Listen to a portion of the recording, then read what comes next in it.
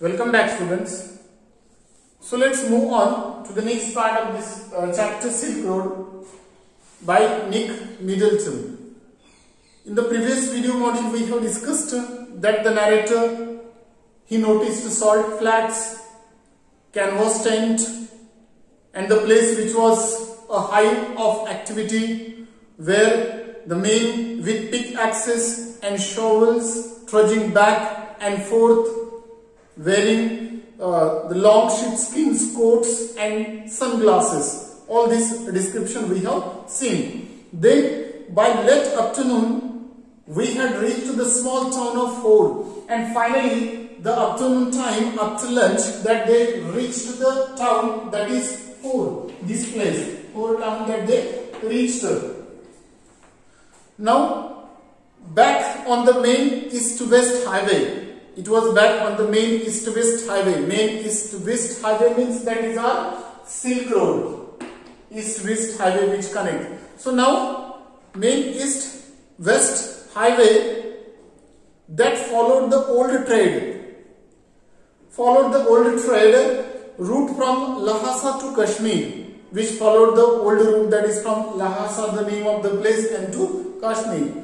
Now Daniel, who was returning to Lhasa, found a ride in a truck, and the truck so Satan and I bade him farewell. He found a truck returning from Lhasa going to Kashmir, so that's why finally he found a vehicle or the truck. So both of them, that is narrator and Satan, that they bade a farewell to him outside the tire repair shop that he went.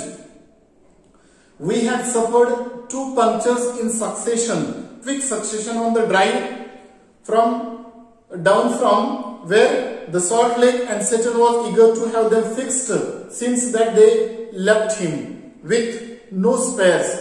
In quick succession that they had found what 2 punctures there in quick succession on the drive down from the Salt Lake, and Satan was eager to have them fixed since that they left with no spare, nothing was there, so that's why he did it. Besides, the second tire he had changed had been replaced by one that was as smooth as my ball head. It means totally it was almost, we could say that, worn out, that tire. It was not in a working condition, so that's why he had to change, which had become as smooth as my ball head.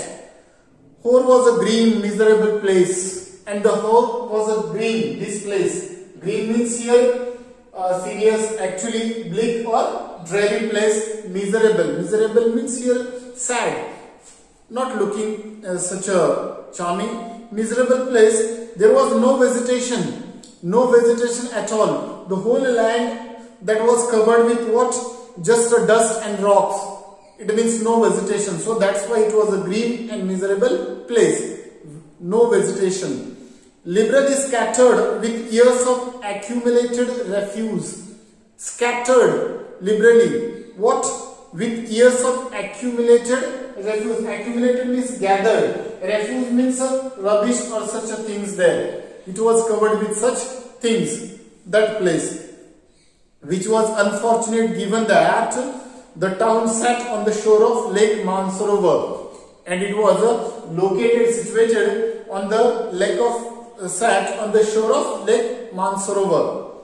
Tibet's most venerated stretch of water, and that was the Tibet's most venerated stretch of water. Venerated means here respected, that is revere, respected, revere, place of water there, that place, that is Hoare.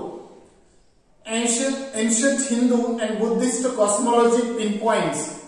Ancient Hindu and Buddhist cosmology. Cosmology means here science about origin and development of the universe. That is, it means a study of physical universe. Origin and development of the universe.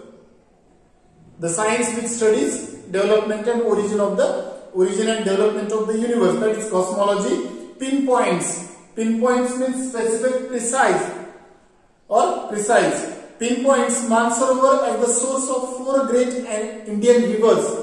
Actually, that was the source, Mansarovar, of four great Indian rivers. In that, the Indus, the Ganges, the Sutlej and Brahmaputra. Indus, Ganges, that is our Ganga river, Ganges, Sutlej and Brahmaputra. So these four rivers, that was the place. Actually, only the Sutlej flows from the lake, from that Mansarovar. But the headwaters, mainstream, headwaters of the others, all rise nearby on the flanks of Mount Kailash. Actually, only one flows from the lake, that is Sutlej. Now, but the headwaters, main flow of other rivers, all rise nearby on the flanks of Mount Kailash. All rise nearby on the flanks. Flanks means sides of Mount Kailash, Indus, Ganges and Brahmaputra, including Sutlej. Flanks of Mount Kailash.